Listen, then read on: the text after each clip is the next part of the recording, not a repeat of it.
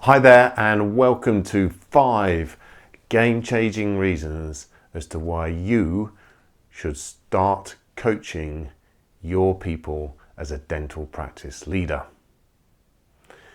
To start with, I want to actually define what coaching is.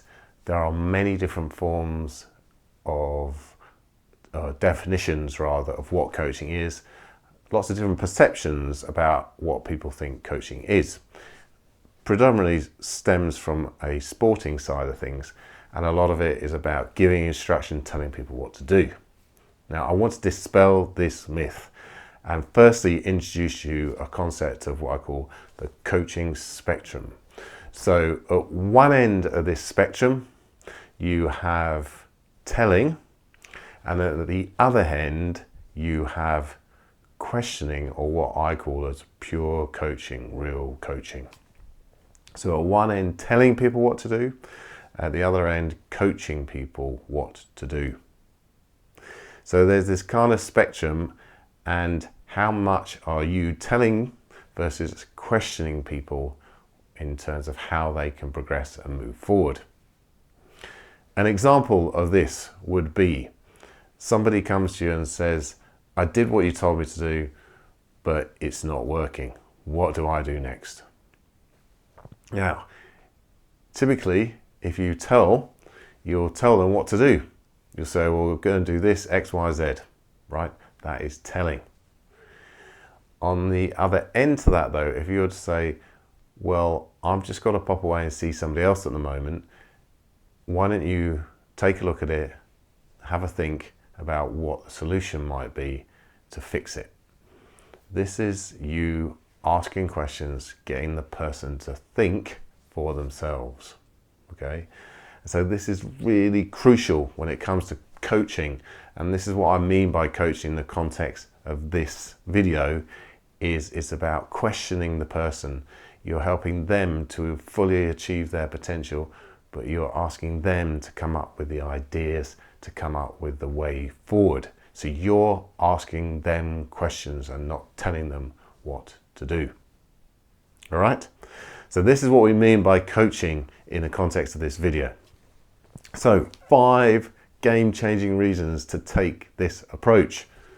The first one, and the overall critical point about approaching coaching and doing real coaching, is this, which is that we are wanting, and what we reason to change, to do this above anything else, is that you are transferring ownership.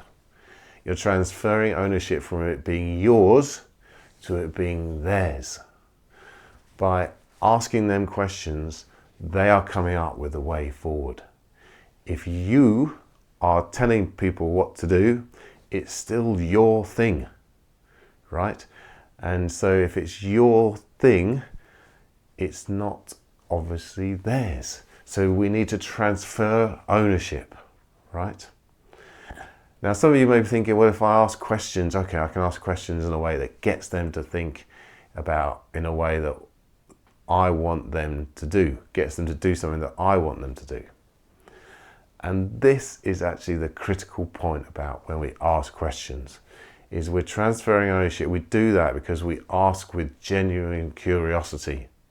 We generally want to know what that person wants to do and how that person can solve it. We're not asking them in order to get an answer that we want.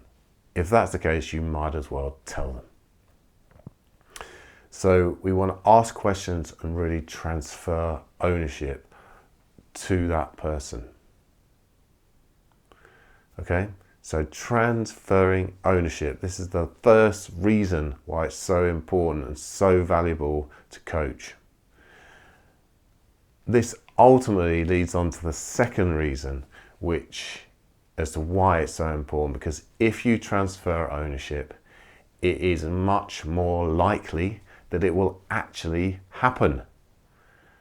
You transferred ownership, it's their thing, it's their approach, and therefore it's much more likely that it'll actually happen. I'm sure many of you have had situations where you're like, well, I told them what to do, so why haven't they done it? Yeah, I've told them this. Yeah, I've told them. Well, this is the point. It's because it's still yours, not theirs. And if you transfer ownership, they're much more likely to actually do it and follow through and make it happen.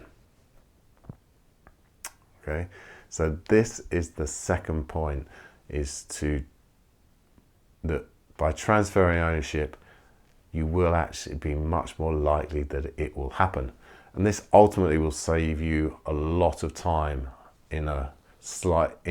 over time, because you're not having to go back. Have you done this? Have you done that? You're not having to do that anywhere near as much because it's come from them. All right, and so it's much more likely to happen. So this is the second reason to start coaching, as in asking questions and transferring ownership. Second reason is much more likely to happen. The third reason is the ideas that you can get from the person. This person is the person closest to the job. They are doing the job. And whether you did it in the past or not, whether you think you know it inside out, they are closest to the job. They are doing it day in, day out. Not only that, but these days everything changes so quickly. We know this because of everything that's in the digitized, the internet and everything. Everything changes quickly. And so what you may think was the way the job should be done, it will no longer be that way. And the person who's doing the job, who's actually doing the job, is the person best placed to come up with those ideas and to work out the best ways forward. Okay, so the third point is you are going to come up with some great ideas from the person, and you're missing out on all these ideas if you don't ask them questions. So number 3 is to get ideas from the person, because you're getting all these creative, brilliant ideas that are best suited for that role and for that task at hand. Number 4 is to get the person to think for themselves, right? By asking questions, we are really getting the person to think for themselves. And this then starts to create a whole different culture.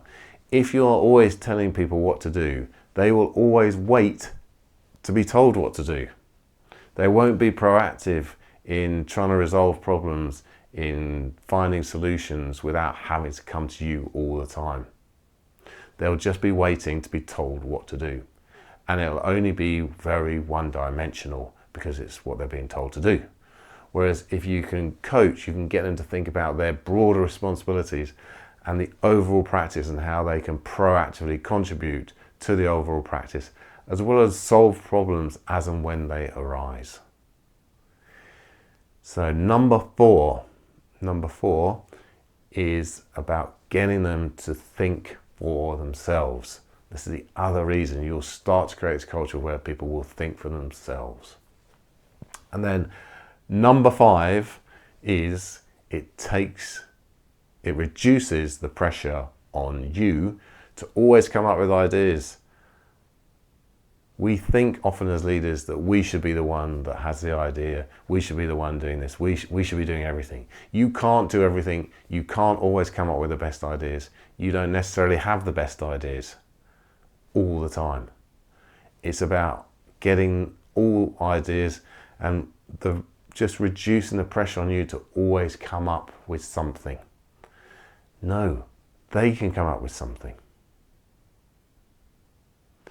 So these are the 5 real game-changing reasons why I strongly encourage you to start coaching, and coaching in the purest form, meaning asking questions with genuine curiosity to find out ways forward, to help them explore ways forward and them to own it.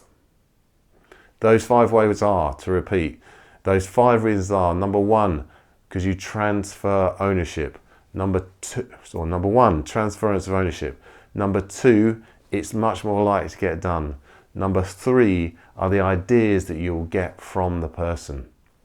Number 4, you'll get people to start thinking for themselves and being proactive. And number 5, it will reduce the pressure on you to always come up with everything.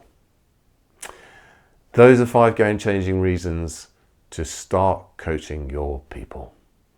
I really encourage you to start doing that. Bye for now.